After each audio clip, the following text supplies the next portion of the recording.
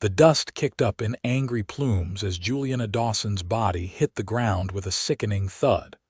Her scream cut short by the impact that knocked the wind from her lungs. Blood trickled down her forehead as she watched the wagon train continue without her, the silhouettes of those she had trusted for the past month growing smaller against the setting sun of the Arizona Territory.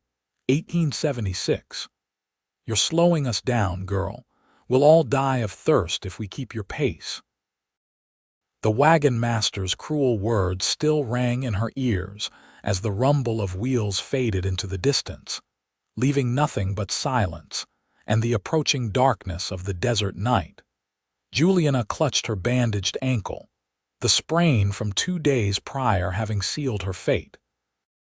The fever that had weakened her hadn't helped matters. At 22, she had never imagined dying alone in the wilderness, abandoned by the very people who had promised safe passage to California after her parents' farm burned to the ground. The desert air grew cold as twilight deepened. Julianna tried to stand, but collapsed back to the ground, her vision swimming. The thought of rattlesnakes, coyotes, and other night predators sent a shudder through her body as she dragged herself toward a small outcropping of rocks. "I will not die here," she whispered through cracked lips, though her body betrayed her determination. The world spun around her as she struggled to remain conscious. The last thing she remembered before darkness claimed her was the distant sound of hoofbeats, too faint to determine if they were real or simply the wishful thinking of a dying woman. When consciousness returned, Julianna found herself staring up at unfamiliar stars, their brilliance undiminished by city lights or campfire smoke. Something warm was draped over her body, and a small fire crackled nearby. She tried to move, but her limbs felt impossibly heavy. "Easy there, miss. You've had quite a day." The voice came from somewhere to her right, deep, gentle, with a slight drawl that spoke of Texas roots. Julianna turned her head to find a man crouched by the fire, his features half illuminated by the dancing flames. He wore a well-worn hat pulled low over his eyes and a weathered duster that had seen countless miles. "Who?" Her voice cracked, her throat parched from thirst. The stranger immediately moved to her side, supporting her head as he brought a canteen to her lips. "Drink slow now." "Name's Yates Jameson. Found you half dead about 2 miles back." Julianna sipped the water gratefully, each swallow bringing her further back to life. When she'd had enough, Yates lowered her gently back onto what she now realized was his bedroll. "Thank you," she managed, her voice still raspy. "I'm Julianna Dawson." Yates nodded, moving back to tend the fire. "Well, Miss Dawson, mind telling me why I found a lady like yourself abandoned in Apache territory at sundown?"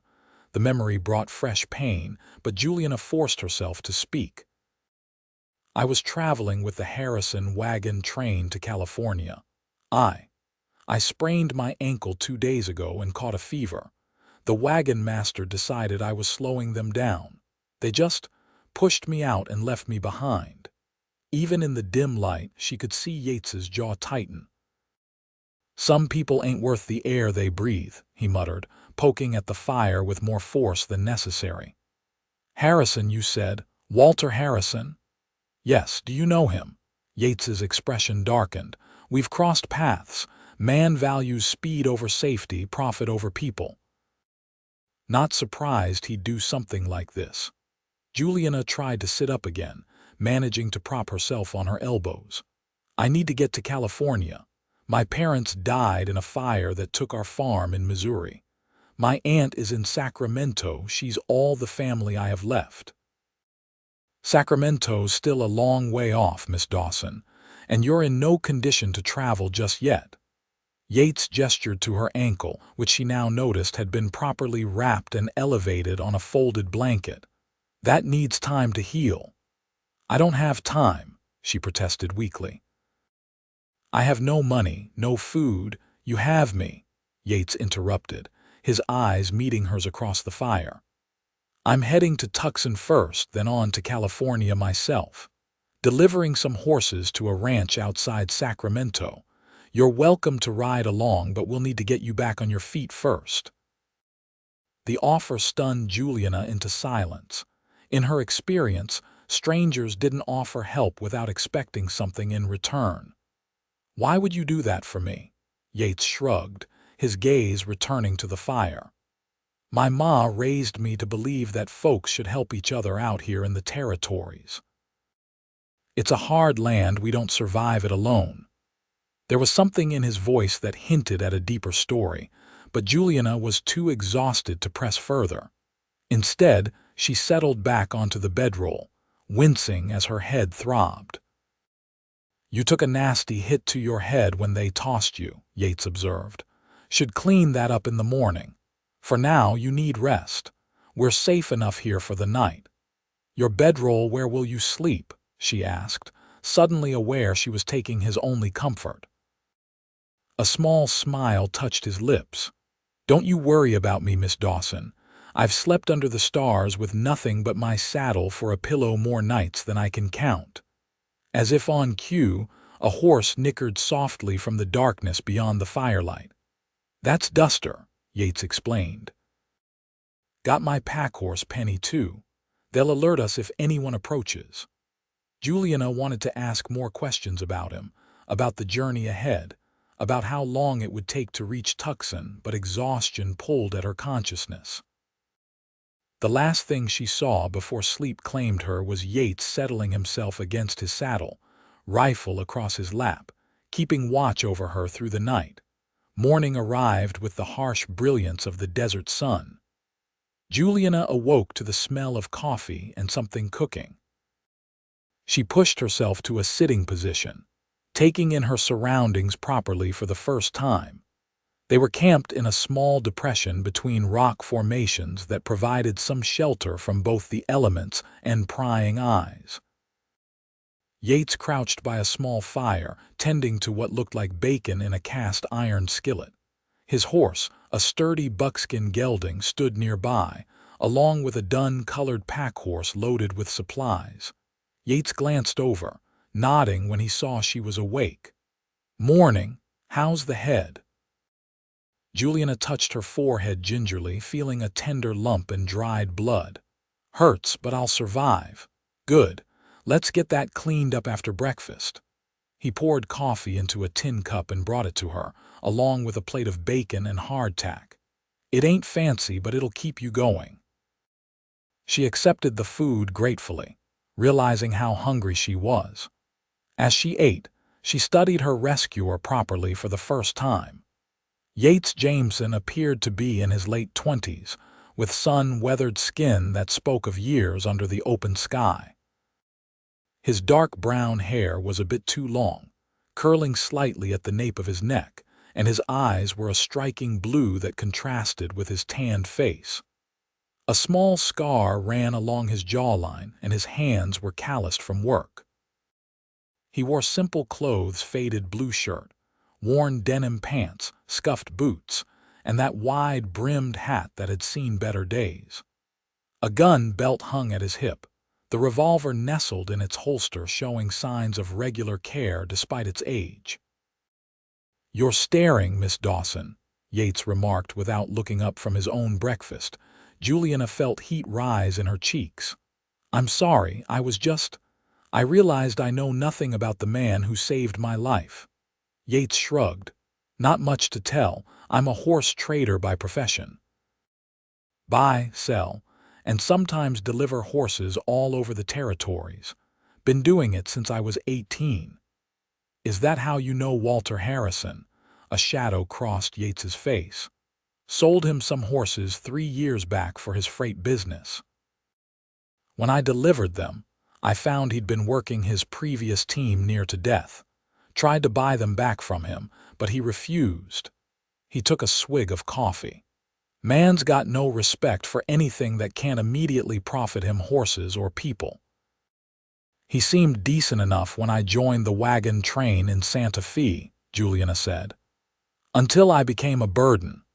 People show their true character when faced with hardship, Yates replied. Speaking of which, let's take a look at that head wound. After breakfast, Yates brought a small kit from his saddlebags and gently cleaned the cut on Julianna's forehead with water and a clean cloth. His touch was surprisingly gentle for such weathered hands. Should heal clean, he said, applying a small amount of salve. How's the ankle? Julianna flexed her foot experimentally. Still painful, but better than yesterday. Good. We should stay put today, give you time to rest. Tomorrow we'll head toward Tucson. It's about 3 days' ride at an easy pace. I can't delay your journey, Julianna protested. I'm not in any rush, Yates assured her. The horses I'm delivering aren't expected for another 3 weeks. We have time. Throughout the day, Julianna learned more about her rescuer. Yates was 28, born in Texas, but had spent most of his life roaming the Western Territories. He had no family left. His mother died when he was 16, his father 2 years later. He'd been on his own ever since, making a living with horses and occasional ranch work. What about you? He asked as afternoon shadows lengthened. What's your story before the wagon train? Julianna gazed out at the vast landscape. I grew up on a small farm in Missouri. My father grew wheat and corn, and my mother kept a garden and chickens. It wasn't much, but it was home.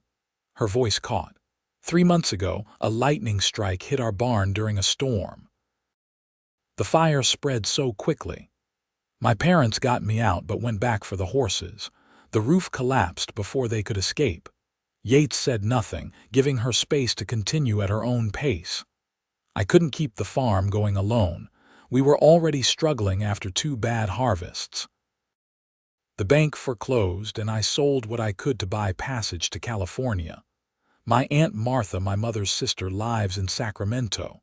She's offered me a home until I can find my feet. I'm sorry about your parents, Yates said quietly. Losing family like that, it leaves a hole nothing can fill. The genuine understanding in his voice told Julianna he knew that pain firsthand. Thank you, she said, for everything, not just the rescue, but for listening, for caring. Yates looked slightly uncomfortable with her gratitude. Anyone decent would have done the same, but they didn't. You did. Their eyes met briefly before Yates stood, clearing his throat. Should check on the horses before dark. You rest up, tomorrow will be a long day. That night, despite Julianna's protests, Yates again insisted she take his bedroll while he slept with his saddle for a pillow. As she drifted off to sleep, she found herself wondering what twist of fate had placed this quiet, decent man in her path, just when she needed him most. The next morning dawned cooler, with clouds building on the horizon. Yates eyed them warily as they broke camp. Might get some rain. Good for the land, but makes traveling harder.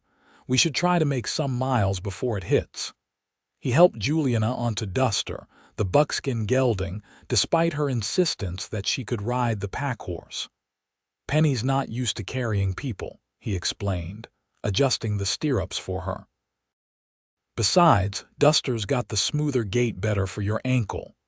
But where will you ride? She asked, settling into the saddle. Yates patted the horse's neck. I'll walk alongside for now. Do me good to stretch my legs. They set off at a steady pace, Yates leading Duster by the reins with Penny following behind. As they traveled, he pointed out landmarks and taught Julianna how to read the landscape for signs of water and shelter. Out here, knowing how to find water can mean the difference between life and death, he explained. See those birds circling low? Often means there's water nearby, and those green patches in the distance, likely a spring or creek. By midday, Julianna's body ached from riding, unaccustomed as she was to the saddle. Yates noticed her discomfort and called a halt in a small grove of cottonwoods that offered shade and the promise of water. Sure enough, a small spring bubbled up from between rocks, creating a shallow pool before disappearing underground again. While the horses drank, Yates helped Julianna down and insisted on checking her ankle.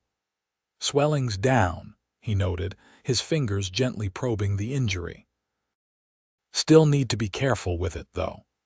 Julianna was acutely aware of his proximity, of the gentle strength in his hands as he rewrapped her ankle. There was something comforting about his presence, a steadiness she had rarely encountered in men before. They shared a simple lunch of jerky and dried fruit, speaking little but comfortable in the silence. As they prepared to continue their journey, dark clouds loomed closer, and the air took on the electric feeling that preceded a storm. "We should find shelter," Yates said, scanning the horizon. "Desert storms can be vicious, and flash floods are a real danger." They traveled another hour before the first fat raindrops began to fall. Yates quickened their pace, leading them toward a series of rock formations in the distance. By the time they reached the shelter of an overhanging ledge, the rain was coming down in sheets, turning the dusty ground to mud. Yates quickly unloaded the essentials from Penny and secured both horses under a portion of the overhang. Then he helped Julianna settle against the back wall of their rocky shelter, spreading a blanket beneath them to protect from the cold stone. "Might as well get comfortable," he said, removing his drenched hat and shaking it out. "This could last a while." Thunder boomed overhead, making Julianna jump. Yates noticed and gave her a reassuring smile. "Just the sky putting on a show. We're safe enough here." As the storm raged outside their shelter, Julianna found herself drawing closer to Yates for warmth. He hesitated only briefly before putting an arm around her shoulders. "Body heat," he explained simply. "No sense in both of us being cold." Julianna nodded, trying to ignore the flutter in her stomach at his touch. She told herself it was merely gratitude and the natural dependency of her situation making her feel this way. Still, there was something undeniably comforting about being held by him, something that felt right despite their short acquaintance. "Tell me more about your horses," she said, partly to distract herself from these confusing feelings. "You said you're delivering them to Sacramento." Yates nodded, seeming grateful for the neutral topic. "Got a string of 10 waiting at my partner's place outside Tucson. Fine Morgan crosses, bred for both strength and endurance. A rancher near Sacramento ordered them months ago, paid half up front, which is how I can afford to take my time with the delivery." "You have a partner, Samuel Thornton, former cavalryman who knows horses better than most people. We've worked together for about 5 years now. He handles the breeding operation while I do most of the traveling and trading." "It sounds like a good arrangement," Julianna observed. "It is. Sam's getting older, pushing 60 now, so he's happy to let me handle the long journeys." Yates smiled slightly. "Though he claims it's because I need the time away from people to keep from turning into a complete hermit." Julianna laughed. "Are you a hermit, I mean?" Yates considered the question. "I suppose I've gotten used to my own company." "The trail can be lonely, but there's a peace to it too. No expectations, no disappointments, just me, the horses, and the land." "That sounds lonely," Julianna said softly. "Sometimes," he admitted. "But it's simpler than trying to fit into town life. Never been much good at that." The rain continued through the afternoon, confining them to their shelter. As daylight began to fade, Yates managed to start a small fire near the entrance where the overhang protected it from the worst of the rain. The flames cast dancing shadows on the rock walls as he prepared a simple supper of beans and coffee. "We'll reach Tucson day after tomorrow if the weather clears," Yates said as they ate. "You can rest there properly, see a doctor for that ankle." "And then?" Julianna asked. "Then we head to California if you're still wanting my company for the journey." "I am," she said quickly, perhaps too quickly. "That is, if you're still willing to take me along." Yates met her eyes across the fire. "I am." Something passed between them in that moment, an unspoken connection that neither was ready to acknowledge. Juliana looked away first, focusing on her food. "Tell me about Sacramento," she said. "Have you been there often?" "A few times. It's growing fast since the railroad came through. Noisy, busy, but with good opportunities for those willing to work." He paused. "Your aunt, what does she do there?" "She owns a boarding house. Her husband died in '68, left her the business. She's offered me work helping to run it." Yates nodded. "Solid business. People always need a place to stay." "It's not what I imagined for my life," Juliana admitted. "I always thought I'd marry a farmer, raise children on land of our own. Simple dreams, I suppose." "Simple dreams are often the best kind," Yates said quietly. "The ones big enough to sustain you, but small enough to actually happen." His words resonated with something deep inside her. "What are your dreams, Mr. Jameson?" He smiled slightly at her formal address. "I think after sharing a rainstorm and 2 meals, you might call me Yates." "Yates," she repeated, liking the way his name felt on her lips. "What dreams do you have?" He was silent for so long she thought he might not answer. Finally, he said, "Land of my own someday. A small ranch where I can raise horses without always being on the move, a place to belong." The vulnerability in his admission touched her. "That's a good dream. And unlikely enough to keep me from disappointment," he added with a self-deprecating smile. "Land costs money, and money's something I never seem to keep hold of for long." "Why is that?" Yates shrugged. "Life happens. A dry season means feeding the horses costs more. A friend needs help. A wagon train needs supplies." He gave her a pointed look. "I make enough to get by, but never enough to get ahead. Yet you still stop to help strangers in need, even when it costs you." "Some things matter more than money," he said simply.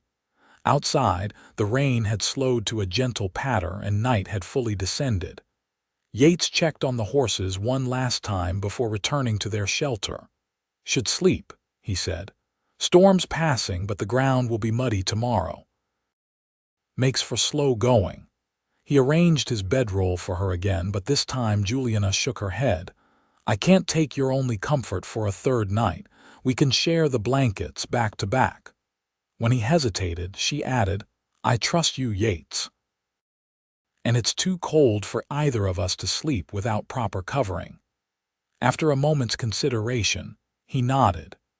They arranged the bedroll and blankets to create enough space for both of them, then settled down with their backs to each other. Despite the propriety of their arrangement, Juliana was intensely aware of his presence, the solid warmth of his back against hers, the sound of his breathing gradually slowing as he drifted toward sleep. "Good night, Juliana," he said softly. "Good night, Yates," she replied, closing her eyes and listening to the rain as it gently washed the desert clean. Morning arrived with clearing skies and mud-soaked ground, just as Yates had predicted. They set out after a quick breakfast, making slower progress as the horses picked their way carefully across the waterlogged terrain. By midday, the sun had begun to dry the land, making travel easier. Yates insisted on walking for most of the morning, claiming it was to spare Duster the extra weight, but Juliana suspected it was more about his concern for her comfort. Her ankle had improved enough that by afternoon, she insisted on dismounting to stretch her legs during one of their rest stops. "The swelling's nearly gone," she said, demonstrating by taking a few careful steps. "See, much better." Yates watched her with a mixture of approval and concern. "Good progress, but don't push it. Still a ways to Tucson." As they continued their journey, Juliana found herself opening up more about her life before the fire, her childhood on the farm, her parents' love story, her mother's teaching her to read and write, her father's lessons in caring for the land. In turn, Yates shared stories of his early days learning the horse trade, of mistakes made and lessons learned the hard way.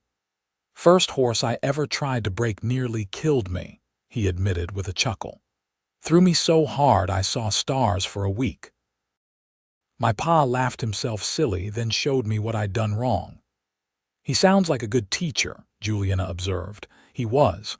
Tough but fair. Said a man learns best from his mistakes, but only if he lives through them." As afternoon turned to evening, they made camp near a small stream that had been revitalized by the rain. While Yates tended the horses, Juliana took the opportunity to wash herself as best she could, grateful for the chance to remove days of dust and travel from her skin and hair. When she returned to camp, hair damp and feeling refreshed, she found Yates had caught 2 fish from the stream and was preparing them for cooking. "My father taught me to fish when I was 6, she said, settling beside the fire. "I was always better at it than my brothers." Yates glanced up, a question in his eyes. "You have brothers?" Juliana's smile faltered. "Had 2 older brothers, James and William. They both joined the Union Army in '63, neither came home." "I'm sorry," Yates said quietly. "The war took too many good men." "Did you serve?" she asked. He shook his head. "Too young. I was only 15 when it ended. My older brother fought, though, Confederate side, being from Texas. He made it home, but was never the same." He paused, his hand stilling on the fish. "Died 2 years later. Fever took him." "I'm sorry," Juliana echoed his earlier sympathy. Yates nodded his acknowledgement, returning to his task. "Family's hard to come by out here. Makes those we find along the way all the more important." The simple statement carried weight beyond its words. Juliana watched him as he worked, struck by how naturally they had fallen into a rhythm together, despite having known each other for such a short time. There was an ease between them that felt rare and precious. That night, they again shared the bedroll and blankets, though this time when Juliana woke in the night, she found they had shifted in their sleep. Yates's arm was draped protectively around her waist, her back pressed against his chest. His steady breathing indicated he was still deeply asleep, unaware of their changed position. Juliana knew she should move away, return to their back-to-back arrangement, but the comfort of his embrace held her still. It had been so long since she had felt protected, cared for. She allowed herself to remain where she was just for a moment before gently shifting away. As she did, Yates stirred slightly, his arm tightening briefly before he rolled onto his back, still asleep. She watched him in the faint moonlight that filtered through the branches overhead, the strong line of his jaw, the slight furrow between his brows even in sleep, as if he carried his concerns with him into dreams. An unexpected tenderness welled within her, surprising in its intensity. What was happening to her? This man was a stranger just days ago. Yet now, the thought of reaching Tucson, of their journey potentially ending there, filled her with a strange emptiness. She told herself it was merely the vulnerability of her situation making her feel this attachment. Once she was safe in Sacramento with her aunt, these feelings would fade. But as she drifted back to sleep, a small voice inside wondered if that were truly the case. The 3rd day of travel brought them within sight of Tucson by late afternoon. The town sprawled across the valley, a collection of adobe buildings, wooden structures, and tents that had grown haphazardly with the influx of miners, traders, and settlers over the years. "Not the prettiest place," Yates commented as they paused on a ridge overlooking the settlement, "but it's got what we need. A doctor for your ankle, proper beds for the night, and supplies for the journey ahead." Juliana nodded, though in truth she felt a strange reluctance to reach civilization. The past days with Yates had created a world of their own, insulated from the complications of town life. Once they entered Tucson, that would change. As they rode into town, Juliana became acutely aware of her appearance. Her dress was travel-stained and torn in places, her hair hastily braided, her face sun-kissed from days in the open. Beside her, Yates seemed unbothered by the curious glances they received, guiding their horses through the busy streets with the confidence of someone familiar with the town. They stopped first at a modest building with a sign identifying it as Dr. Howard's office. Yates helped Julianna dismount, his hands lingering briefly at her waist. "I'll get the horses settled at the livery, then find us rooms at the hotel," he said. "Meet you back here in an hour." Julianna nodded, suddenly nervous at the prospect of separation. Yates seemed to sense her unease. "The doc's a good man. Known him for years," he assured her. "You'll be in good hands." True to Yates's word, Dr. Howard proved to be a kind, elderly gentleman who examined her ankle with professional efficiency. "A good clean sprain," he pronounced. "Nearly healed already. Whoever wrapped it initially did a fine job." "My traveling companion," Julianna explained. "He found me after I was separated from my wagon train." The doctor raised an eyebrow but didn't press for details. "Well, he knew what he was doing. The head wound is healing nicely too. You're fortunate, young lady. The desert isn't kind to those abandoned in it." After providing her with a proper bandage for her ankle and advice for continued healing, Dr. Howard refused payment when she explained her financial situation.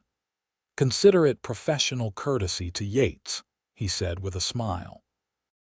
"That boy's brought me more patients than I can count over the years, travelers he's found in trouble, cowboys he's patched up enough to make it to town. About time I returned the favor." Julianna left the doctor's office with a warm feeling, imagining how many others Yates might have helped in his travels. He had spoken so casually about his life, never hinting at the quiet heroism that seemed to characterize it. True to his word, Yates appeared exactly an hour later, looking slightly more presentable.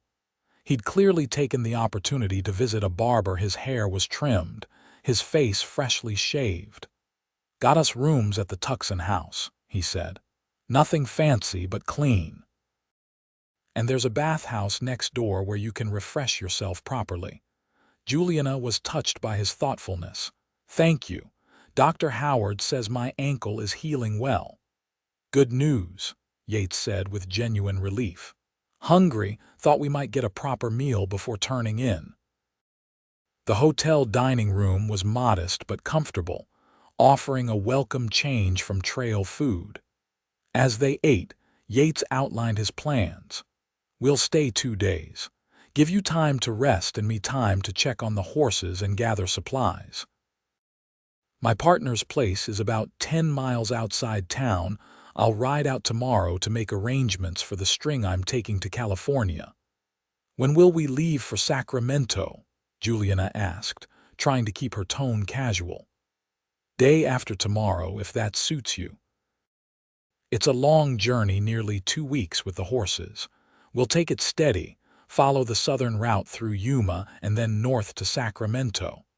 2 more weeks in his company." The thought brought a warmth that had nothing to do with the hot food before her. "That suits me fine." After dinner, they walked together to their rooms, which were situated across the hall from each other. At her door, Julianna turned to face him. "Thank you, Yates, for everything. I don't know how I'll ever repay your kindness." He shook his head. "There's nothing to repay. I'm headed to Sacramento anyway." Still, most men wouldn't have stopped, wouldn't have cared. Yates looked at her for a long moment, something unreadable in his expression. "Get some rest, Julianna. Been a long few days." He tipped his hat and turned to his own room, leaving her with the strange feeling that there was much more he might have said. The next morning, Julianna woke to find a package outside her door, a simple but clean dress in her size, along with a note in Yates's rough handwriting. "Thought you might want something fresh to wear." "Why?" The gesture brought tears to her eyes. How had he known her size? Then she remembered how carefully he had wrapped her ankle, how he had helped her onto duster. Of course, he would have noticed. She took advantage of the bathhouse, luxuriating in the first proper bath she'd had in weeks. Afterward, dressed in the new garment, she felt almost like herself again. The dress was plain but well made, in a soft blue cotton that complemented her eyes. When Yates returned from his partner's ranch late that afternoon, his expression when he saw her made the simple dress feel like the finest gown. He stopped in his tracks, removing his hat as if suddenly remembering his manners. "You look recovered," he said finally. Julianna smiled, turning slightly to show off the dress. "It fits perfectly, thank you." Yates cleared his throat. "Glad to hear it. Everything's arranged with the horses. Sam sends his regards, though he's never met you. Says any woman who can survive being abandoned in the desert and still look ready to take on the world is someone he'd like to know."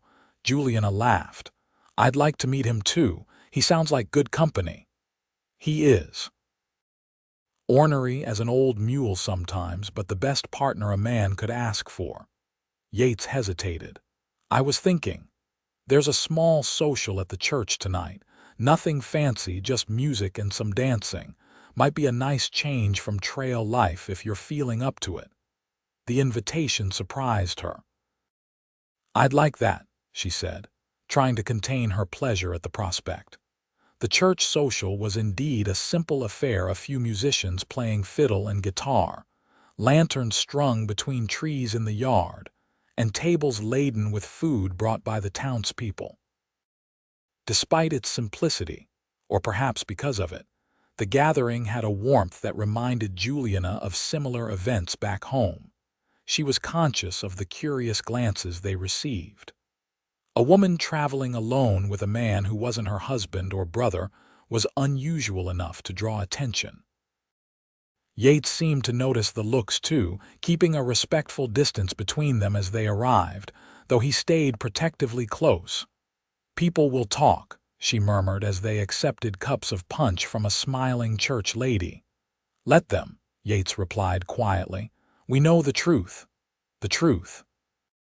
What was the truth? That he had rescued her, was escorting her safely to her destination. That was the simple explanation. But it didn't account for the way her heart quickened when he smiled, or how she found herself watching for his reaction to everything around them. As the evening progressed, the musicians struck up a lively tune and couples began to dance. Yates watched them for a while before turning to Julianna. "Your ankle. Is it well enough for a dance?" She nodded, setting aside her empty cup. "One dance shouldn't do any harm." He led her to the improvised dance floor, placing one hand properly at her waist while taking her hand with the other. They moved together to the music, and Julianna was surprised to find he was a competent dancer. "You never mentioned you could dance," she said as he guided her through a turn. A smile touched his lips. "Never mentioned I couldn't either." "Where did you learn? Doesn't seem like a skill much needed on the trail." "My mother insisted. Said a man should know how to move with grace, even if he spends most of his life in the saddle." His expression softened at the memory. "She loved to dance. Pa had 2 left feet, but he danced with her anyway, just to see her smile." The image of a young Yates learning to dance for his mother's approval touched Julianna deeply. "She sounds wonderful." She was. "Would have liked you, I think." The simple statement carried unexpected weight. As they continued to dance, Julianna felt herself drawing closer to him, the proper distance between them gradually diminishing until she could feel the warmth of his body, smell the clean scent of soap and sun on his skin.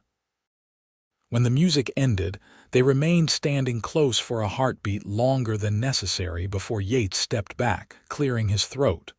"Should probably get back to the hotel. Early start tomorrow." The walk back was quiet, both of them seeming lost in thought. At her door, Julianna turned to thank him for the evening, but the words died on her lips at the expression in his eyes, a longing quickly masked, but unmistakable in its intensity. "Good night, Julianna," he said softly. "Good night, Yates," she replied, equally soft.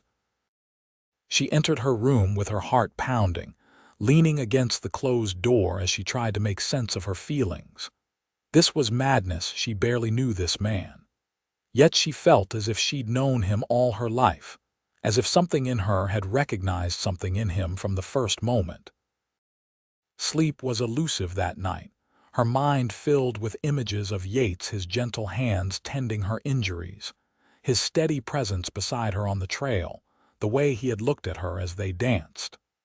By morning, she had come no closer to understanding these feelings, only to accepting their existence. They left Tucson as planned, now traveling with a string of 10 horses in addition to Duster and Penny. The beautiful Morgans were well trained and followed readily, but their presence changed the dynamic of the journey. Yates was more focused on managing the animals, leaving less time for conversation. Still, as they settled into the rhythm of travel, a comfortable routine developed. They would rise with the sun, share a simple breakfast, then travel until midday heat forced a rest. Evenings were spent making camp, tending the horses, and sharing quiet conversations by the fire before sleeping under the stars. 4 days into their journey to California, they encountered their first significant obstacle. A flash flood had washed out part of the trail, forcing them to seek an alternate route through rougher terrain. As they picked their way carefully along a narrow path, one of the Morgans, a spirited young mare, was spooked by a rattlesnake and bolted, dragging 2 other horses with her as their lead ropes tangled. Yates reacted instantly, handing Duster's reins to Julianna before spurring after the panicked animals. Julianna watched anxiously as he disappeared around a bend in the trail, the sound of hoofbeats fading into the distance. 1 hour passed, then 2, with no sign of Yates or the missing horses. Julianna secured the remaining animals as best she could and climbed to a higher vantage point, scanning the horizon. The sun was beginning to sink toward the western mountains when she finally spotted a dust cloud moving in their direction. Relief flooded through her as Yates appeared, leading the 3 wayward horses. His shirt was torn and a nasty scrape marked his cheek, but he seemed otherwise unharmed. "Found them trapped in a box canyon," he explained as he dismounted. "Took some convincing to get them out." Without thinking, Julianna moved to him, reaching up to touch the scrape on his face. "You're hurt." Yates caught her hand, holding it against his cheek for a moment before gently lowering it. "It's nothing. Had worse shaving." But the way he looked at her in that moment was anything but casual. Something had shifted between them, a boundary crossed that couldn't be uncrossed. That night, as they sat by the fire after the horses were settled, Julianna found the courage to ask the question that had been on her mind. "After Sacramento, what then? For you, I mean." Yates poked at the fire, watching the sparks rise into the night sky. "Back to Tucson, I suppose. Sam will have more horses ready for trading by then. And then another delivery and another after that," she pressed. He glanced at her. "That's the life I know. Is it the life you want?" The directness of her question seemed to catch him off guard. He was quiet for a long moment before answering. "Used to think so. Now, I'm not so certain." "What's changed?" she asked, though she suspected she knew the answer. Yates met her eyes across the fire. "I think you know, Julianna." The honesty in his gaze made her breath catch. "Say it anyway, please." He set aside the stick he'd been using to prod the fire and moved to sit beside her. "Since I found you in the desert, nothing's felt the same. The thought of going back to the trail alone after I leave you in Sacramento." He shook his head. "Doesn't sit right anymore." Julianna's heart hammered in her chest. "What are you saying, Yates?" "I'm saying I've grown fond of you, more than fond." He ran a hand through his hair, a gesture she'd come to recognize as a sign of his discomfort with expressing emotions. "I know it's fast. No, it might be just the situation, you needing help, me being there, but it doesn't feel that way to me. It doesn't feel that way to me either, she admitted softly. Yates looked at her with something like wonder. What are we doing here, Juliana? I don't know, she answered honestly, but I'm not sorry for it.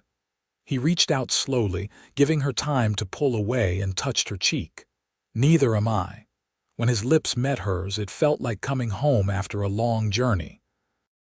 The kiss was gentle at first, almost hesitant, before deepening into something that spoke of longing held in check for too long. Juliana's hands found their way to his shoulders, then his neck, drawing him closer as something inside her blossomed in response to his touch. When they finally parted, both breathless, Yates rested his forehead against hers. I didn't plan this, he murmured. Juliana smiled, her fingers tracing the line of his jaw. Neither did I, but I'm glad it happened. That night, they slept in each other's arms, nothing more than kisses shared between them, but a promise of something deeper taking root. As Juliana drifted toward sleep, she wondered at the strange path that had led her here, from tragedy to abandonment to finding something precious in the most unexpected place. The remaining days of their journey passed in a sweet haze of discovery. Each day brought new conversations, new understandings between them. Juliana learned that Yates sang softly to nervous horses to calm them, that he had a weakness for peppermint candy, that he could identify every constellation in the night sky. In turn, she shared parts of herself she had never revealed to anyone: her dreams of writing stories someday, her secret fear of thunderstorms since the fire, her hope of eventually teaching children to read. As they drew closer to Sacramento, however, an unspoken tension grew between them. They had spoken of feelings, of attraction, but not of the future, not in concrete terms. The question of what would happen when they reached their destination hung between them like a shadow. 5 days from Sacramento, they made camp near a small lake, the horses contentedly grazing nearby. After dinner, Yates seemed unusually quiet, lost in thought as he stared into the fire. What's troubling you? Juliana finally asked. He looked up, his expression serious. Been thinking about Sacramento, about what happens after. And Yates took a deep breath. I can't go back to the life I had before, Juliana, not after knowing you. He reached for her hand. I know it hasn't been long. I know this might seem rushed or foolish, but I've spent enough years alone to recognize something rare when I find it. Juliana's heart began to race. What are you saying, Yates? I'm saying I love you. I'm saying I want a chance at a life with you if you'll have me. The simple declaration, spoken without flourish but with absolute sincerity, brought tears to her eyes. I love you too, she whispered, the words feeling both momentous and completely natural. Relief and joy transformed his face. He drew her into his arms, holding her as if she were something infinitely precious. Will you marry me, Juliana? Not right away if you need time, but someday. She pulled back enough to look into his eyes. I don't need time. I know my heart, Yates Jameson. Yes, I'll marry you. Their kiss was a seal on the promise, a beginning rather than an ending. When they separated, Yates kept hold of her hands. We still need to figure out the practical matters, he said. I won't have you living on the trail. You deserve a proper home. My aunt's boarding house would be a start, he agreed. I could find work in Sacramento while we save for a place of our own. The money from this horse delivery will give us a beginning. Juliana's mind raced ahead.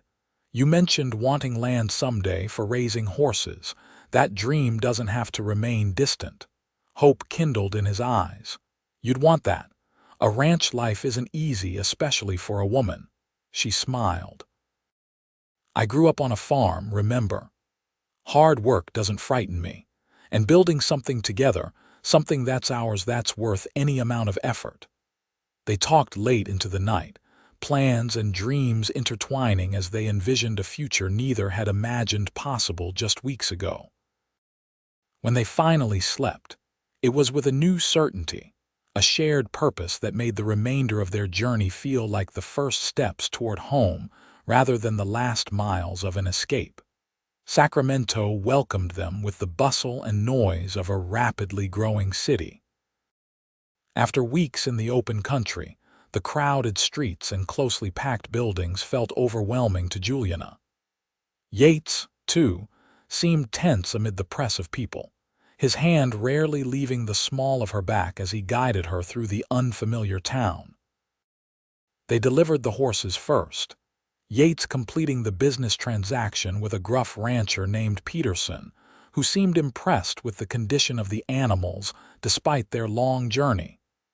"You've got a way with horses, Jameson," the man commented as he counted out payment.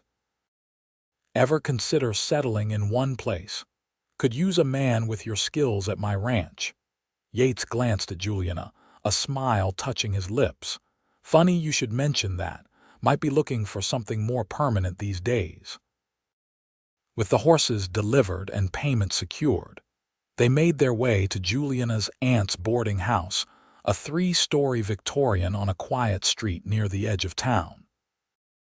Martha Dawson proved to be a sturdy, no-nonsense woman in her 50s, with Julianna's same blue eyes and a practical manner that belied the tears she shed upon seeing her niece. "Thought I'd lost you too when that letter came saying you'd joined Harrison's Wagon train," she said, embracing Julianna tightly. "Man has a reputation for pushing too hard, taking too many risks."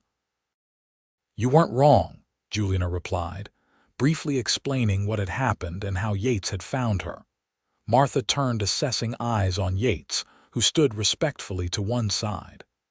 "Then I owe you a debt I can never repay, Mr. Jameson. You saved the only family I have left in this world." Yates shifted uncomfortably under her direct gaze. "No debt, madam. Anyone decent would have done the same. But they didn't. You did." Martha's sharp eyes didn't miss the way Julianna moved to stand beside him, or how naturally his hand found hers. "I see there's more to this story than a rescue." Julianna met her aunt's gaze steadily. "We're to be married, Aunt Martha. I know it seems sudden, love often is," Martha interrupted, surprising them both with her lack of objection. "I knew your uncle all of 2 weeks before we wed. 30 years together before he passed, and I never regretted a day." She studied Yates again. "You'll treat her right." "Yes, madam. Every day of my life." Martha nodded, apparently satisfied. "Then welcome to the family, Mr. Jameson. Now you'll both need rooms while you sort out your plans." "Separate rooms," she added with a pointed look, "until the wedding." The following weeks passed in a flurry of activity. Yates found work at Peterson's ranch, putting his knowledge of horses to good use while earning a steady wage. Julianna helped her aunt with the boarding house, learning the business while planning for their future. They were married on a clear autumn day, 6 weeks after arriving in Sacramento. The ceremony was small Martha, a few friends she had made at the boarding house, Yates's employer and some co-workers from the ranch. What the gathering lacked in size, it made up for in genuine warmth. Julianna wore a simple ivory dress that Martha had helped her make, with wildflowers in her hair instead of a veil. Yates, looking uncomfortable but handsome in a new suit, watched her walk toward him with an expression of such wonder that it brought tears to her eyes. Their vows were straightforward and heartfelt promises to love, honor, and cherish, to build a life together through whatever challenges might come. When the minister pronounced them husband and wife, Yates's kiss held all the tenderness and passion that had grown between them on their journey across the desert.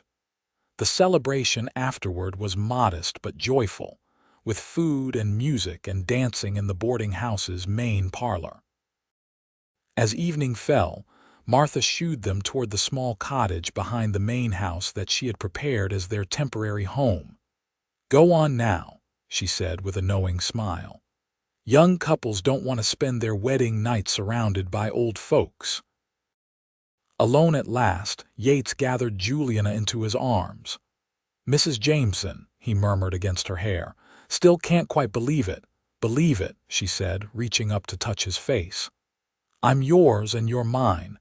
Nothing will change that now." Their first night as husband and wife was a discovery of tenderness and passion, of learning each other in new ways. Yates's touch was gentle yet sure, his patience matched by a depth of feeling that left Julianna breathless. In his arms, she found a belonging she had never known before, a sense of rightness that transcended the physical act to touch something deeper within her soul. Afterward, lying in the quiet darkness with her head on his chest, listening to the steady beat of his heart, Julianna thought about the strange path that had brought them here. From the moment of terror when she had been pushed from the wagon, through pain and uncertainty, to finding love in the most unexpected of circumstances. "What are you thinking about?" Yates asked softly, his fingers trailing along her bare shoulder.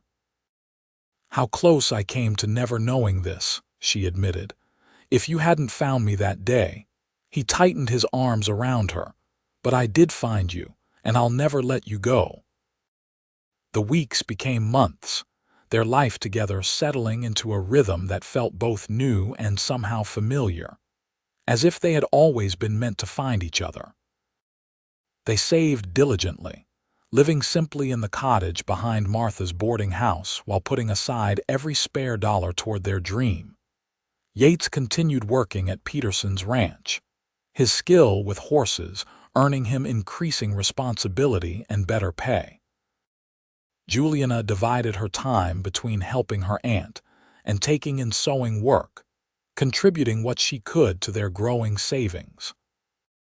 They celebrated their first Christmas together with simple gifts, a new hat Julianna had carefully saved for to replace Yates's worn one, a beautiful journal he had found for her to write her stories in.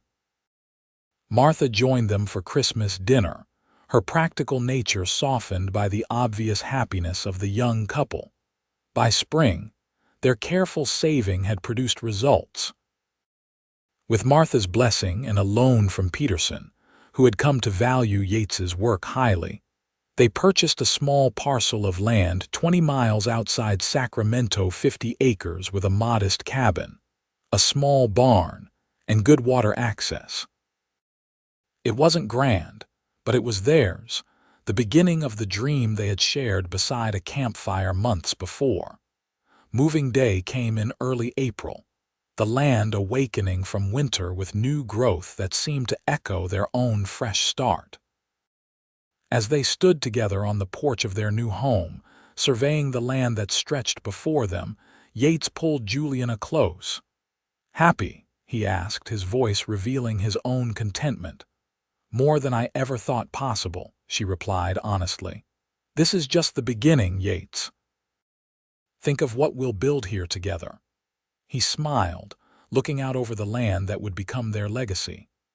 "Already started planning the corral placement. With the right breeding stock, we could have a good operation within 5 years." Julianna leaned against him, her own mind full of visions: a garden beside the cabin, perhaps children playing in the yard someday, horses grazing in the distance. From tragedy had come this unexpected blessing, this chance to build something meaningful together. "Who would have thought," she mused, "that being pushed from that wagon would lead me here? To you, to this place, to this life." Yates turned her to face him, his expression serious. "I thank God every day that I found you, Julianna.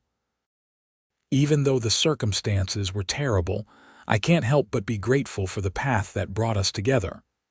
She rose on tiptoe to kiss him, pouring all her love into the gesture. "So am I, my love, so am I." As the sun set on their first day in their new home, they stood together on the porch, arms around each other, watching as the land was bathed in golden light. Whatever challenges tomorrow might bring, They would face them together, the woman who had been cast aside and the cowboy who had carried her to safety, now building a future neither could have imagined alone. 2 years passed in a blur of hard work and quiet joy. The small ranch began to take shape under their careful stewardship.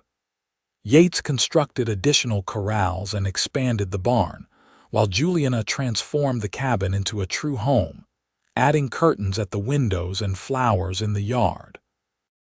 With careful breeding and Yates's expert eye for horseflesh, their stock grew in both quantity and quality. They started with just 4 mares and a stallion purchased with their savings, but by the end of the 2nd year, they had a promising herd of 15, with several youngsters showing exceptional potential. Word spread about the quality of Jameson horses, bringing buyers from as far as San Francisco. Each successful sale brought them closer to financial security, each compliment on their stock a validation of their shared dream. It wasn't all smooth trails. Their first winter brought heavy rains that flooded part of the property, requiring exhausting work to save the barn and animals. The second summer saw drought conditions that made water and feed costly. Through each challenge, they faced the difficulties together, their bond strengthening in the face of adversity. On a warm June evening in their 3rd year of marriage, as they sat on the porch watching the sunset after a long day's work, Julianna took Yates's hand and placed it gently on her stomach. "I have news," she said softly, watching his face. Understanding dawned in his eyes, followed by a joy so pure it transformed his weather-worn features. "A baby, you're certain?" She nodded, her own happiness reflecting his. "Dr. Miller confirmed it yesterday. Come December, we'll be 3 instead of 2. Yates gathered her into his arms, holding her as if she were made of the most delicate glass. "A family," he whispered against her hair. "Our family." The months of pregnancy brought changes to their routine. Yates insisted on taking over many of Julianna's heavier chores, despite her protests that she wasn't an invalid. He built a cradle with his own hands, working late into the night after his regular duties were done, sanding each piece until it was satiny smooth. Aunt Martha visited frequently, bringing baby clothes she had sewn and practical advice about childbirth and infant care. Though she maintained her no-nonsense demeanor, there was no missing the excitement in her eyes at the prospect of a grandniece or grandnephew. Their daughter, Emma Rose Jameson, arrived during the first snowfall of December, a healthy, strong, lunged baby with Yates's dark hair and Julianna's blue eyes. As Yates held his daughter for the first time, his calloused hands gentle against her tiny form, Julianna saw in his face the completion of a journey that had begun on a dusty trail when he had found a stranger in need. "She's perfect," he whispered, voice thick with emotion. "Just like her mother." Life adjusted to accommodate their new addition. The cabin that had seemed adequate for 2 now became cozy for 3, with Emma's cradle beside their bed and baby things scattered throughout the house. Yates built an addition the following spring, 2 more rooms that gave them much-needed space as Emma grew from infant to toddler. By Emma's 2nd birthday, the ranch had prospered enough to hire help a young man named Thomas, who had a way with horses almost equal to Yates's own. This allowed Yates more time with his family, and gave him the opportunity to attend horse auctions in Sacramento and San Francisco, expanding their breeding program with new bloodlines. On the 5th anniversary of the day Yates had found Julianna in the desert, they sat together on their porch after putting Emma to bed. The ranch spread before them, fenced pastures with grazing horses, the enlarged barn with its fresh paint, fruit trees beginning to mature in the orchard Julianna had planted their 2nd year. "Did you ever imagine this?" Julianna asked, leaning against her husband's shoulder. "That day when you found me, did you ever think we'd be here?" Yates considered the question, his arm tightening around her. "Never could have imagined something this good," he admitted. "Hoped, maybe, once I knew I loved you. But this," he gestured to encompass their home, their land, the life they'd built. "This exceeds anything I dared to dream." Julianna thought about the terrifying moment when she had been pushed from the wagon, the certainty that she would die alone in the desert. How strange and wonderful that the worst moment of her life had led, ultimately, to her greatest happiness. "I was thinking," Yates said, breaking into her reverie, "about expanding again. Peterson's selling his north section borders our property. Would give us another 30 acres, access to the creek year-round." "Can we afford it?" Julianna asked, always the practical one when it came to finances. Yates nodded. "The yearlings we're taking to auction next month should bring enough for the down payment. And with the reputation we're building, we can charge more for stud fees next season." She smiled, recognizing the excitement in his voice. This was the dream they had built together, growing beyond what either had initially imagined. "Then we should do it. Emma will need room to ride her own horse soon enough." Yates laughed. "Already has her eye on that little bay filly. Takes after her father, I suppose." "In all the best ways," Julianna agreed, turning to kiss him. As the sun set on their land, painting the sky in brilliant oranges and reds, Julianna reflected on the journey that had brought them here. From abandonment to rescue, from strangers to lovers, from dreams to reality, each step had led them to this moment, this life they had created together. "I love you, Yates Jameson," she said softly. "Thank you for finding me." He turned to her, the same wonder in his eyes that she had seen the first time he told her he loved her. "Thank you for being worth finding," he replied, sealing his words with a kiss that held the promise of all the years still to come. Inside the house, their daughter slept peacefully. Outside, their horses grazed in moonlit pastures.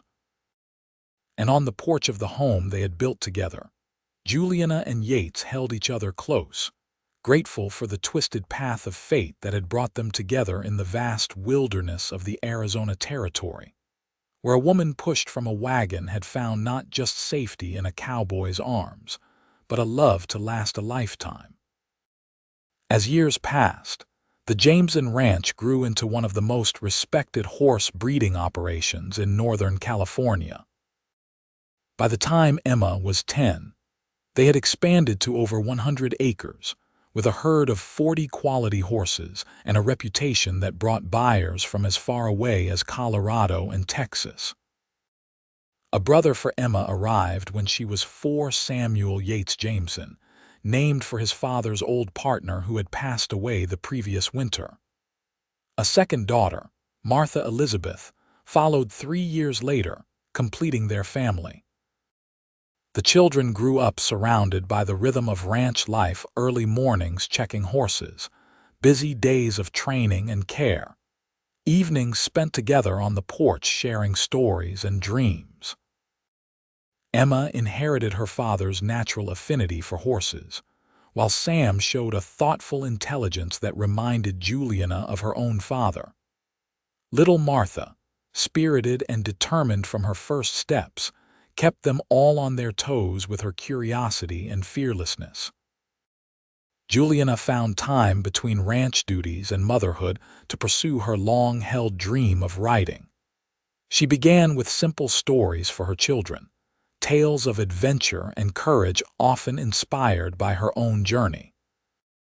Eventually, her stories found their way to a publisher in San Francisco, who printed a collection of her frontier tales for young readers that became popular throughout California. Yates took immense pride in his wife's accomplishments, building her a small writing desk that sat in the corner of their bedroom, where she could work when inspiration struck. "Always knew you had stories worth telling," he would say, pressing a kiss to her temple as she worked. Aunt Martha remained a beloved presence in their lives until her passing in 1890, leaving the boarding house to Juliana. They sold it to a young couple looking to start a business, using the proceeds to establish educational funds for each of their children. Life wasn't without its hardships. A severe drought in '86 nearly crippled the ranch, forcing them to sell off some of their stock at reduced prices to keep the core breeding herd fed. The winter of '88 brought illness that swept through the territory, claiming several neighboring families and leaving Sam weakened for months afterward. Through each challenge, the foundation of love and respect that Juliana and Yates had built sustained them. Their partnership, formed in the unlikeliest of circumstances, proved resilient against whatever difficulties arose. On their 20th anniversary, Yates surprised Juliana with a journey not on horseback across desert trails, but by train to San Francisco, where they spent a week exploring the city, attending the theater, and enjoying the luxury of time alone together while the children stayed with trusted friends. In their hotel room overlooking the bay, Yates presented her with a gift, a delicate gold locket containing miniature portraits of their 3 children on one side and, on the other, a tiny scrap of the bandage he had used to wrap her ankle that first day. "You kept this, all these years?" Juliana asked in wonder, touching the faded cloth. Yates nodded, his eyes soft with memory. "Kept it to remind me how close I came to missing you altogether. How fortunate I am that I happened to be on that trail at that moment."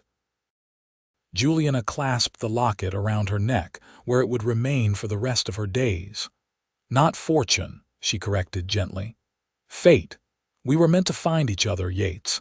I believe that with all my heart."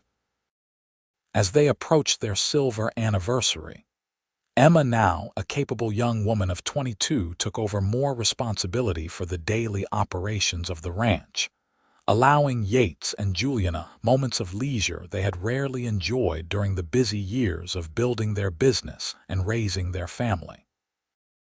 They would often ride out together in the early morning, watching the sun rise over the land they had transformed through years of hard work and vision. On one such morning, they stopped at the highest point of their property, overlooking the sprawling ranch below the large, comfortable home that had grown from the original cabin, the extensive barns and corrals, the lush pastures where their horses grazed.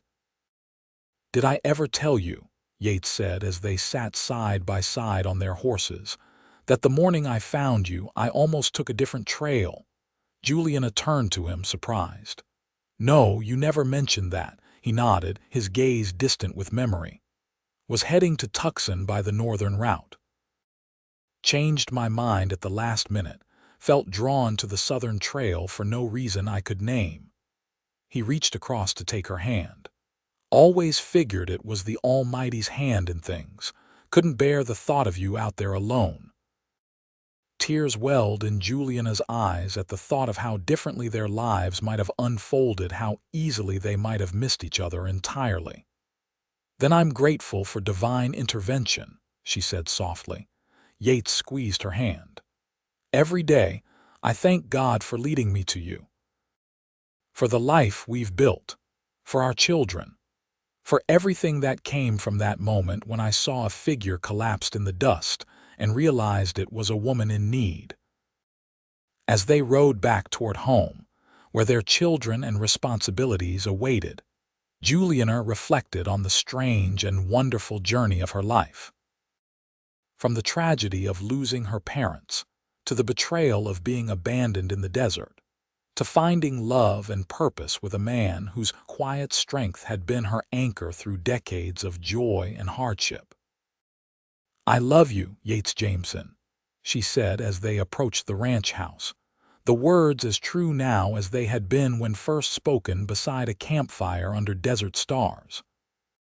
He smiled, the lines at the corners of his eyes deepening lines earned through years of squinting into the sun, of laughter shared with family, of a life lived fully and well.